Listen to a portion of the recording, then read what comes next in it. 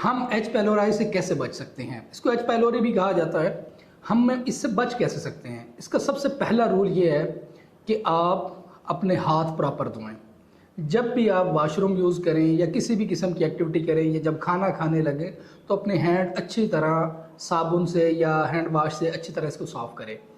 दूसरी जो रूल है इसका वो ये है कि आप अपना खाना जो है वो साफ़ सुथरा रखें, अच्छी तरह पका हुआ हो और साफ़ सुथरे बर्तनों में अच्छी तरह कुकड खाना खाएं, हाफ कुकड ना खाएं। और स्पेशली ढाबों से या ऐसी जगह जो अनहाइजीन हो वहाँ से खाना ना खाएं।